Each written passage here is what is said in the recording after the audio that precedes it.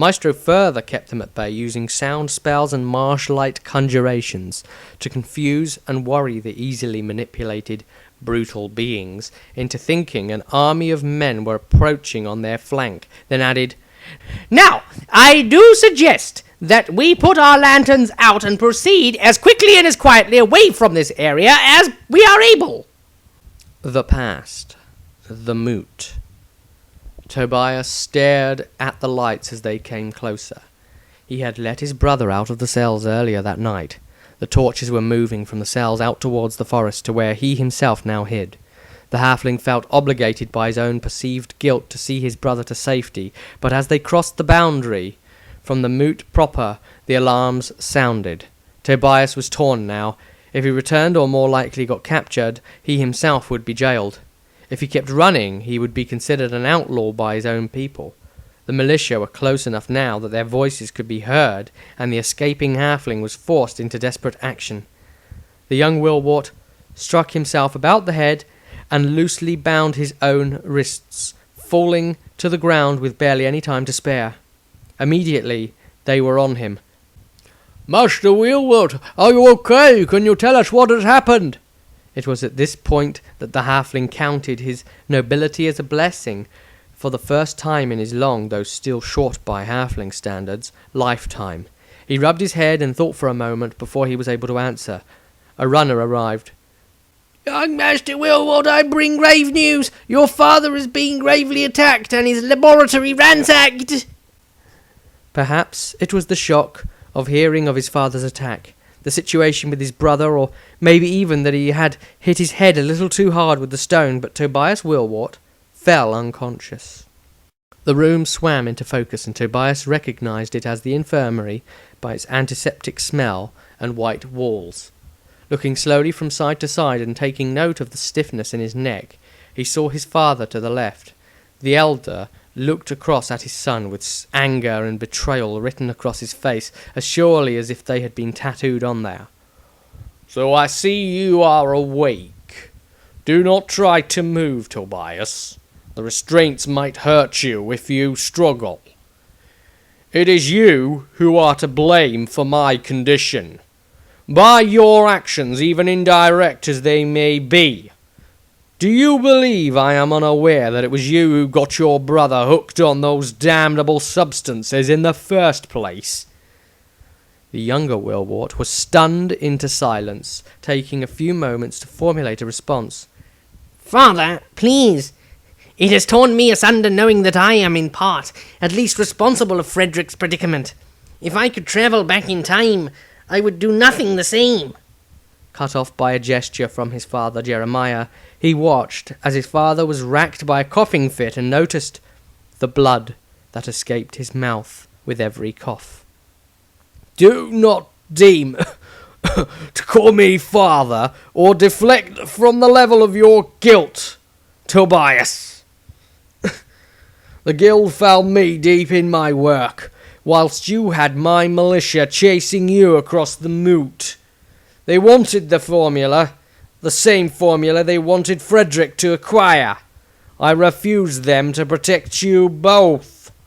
Were I to have smashed the beaker on the floor, they could have taken samples still, or pulled up the floorboards themselves for study by their alchemists. That formula is the pride of our family, my greatest accomplishment in alchemy, and now I am dying for it." Tobias stared into space, the shock reeling him. His eyes began to fill without warning. He asked his father, "How is it that you are so gravely sick, father?" The older halfling coughed again and took his time with his reply, finally saying, "I put the contents of the potion in the one place that they could never access it. I drank it, son." A look of horror tore across Tobias's face. His father shook his head in a dismissively stern manner, even in such an ill state as this.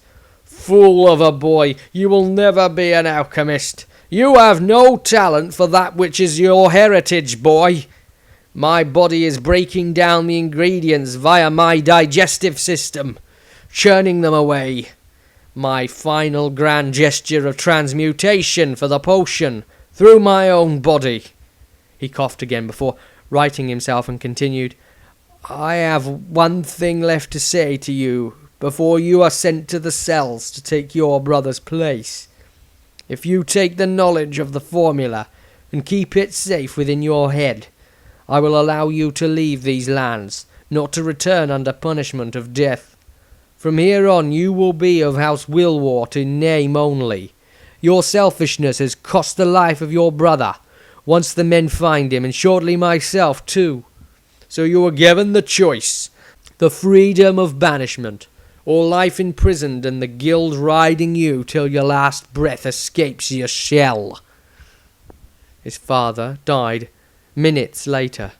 Tobias spent one night in the cells, racked with guilt for the lives he had ruined through his own addiction.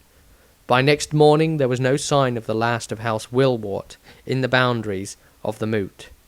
Of Frederick's fate there was no knowledge. The present. An inn 1 day's travel from Altdorf. Tobias was still sat on the wheel arch of one of the caravans where Dieter had placed him, after picking him up in his semi-conscious state. What? Where am I? Where is the small army that tried to attack us from the rear? Asked Tobias. Dieter was quick to pipe up angrily. Go back to sleep, mongrel creature, and remember, you freeze like that again, and I will leave you to whatever the fates have concocted for you. Thanks to the wizard and his quick thinking, we managed to get to safety. We are staying at the inn here until morning. We will all be home by noon tomorrow. I waited out here to ensure your safety, foolish as it might be. Now let us go inside before you catch your death of something. Dieter waited for the halfling to enter, then grabbed his stave and followed behind. If anyone else were about, they may have spotted a shadow of it burned into the wood of the caravan. As the pair entered, they were greeted by Maestro and the rest of the group.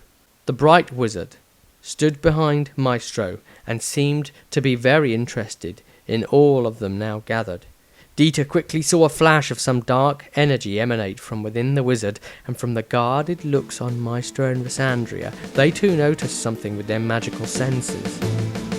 They were old hands now at spotting something wrong in a person. Dieter wondered how he'd gotten away with it for so long. Olga looked uneasy under the table.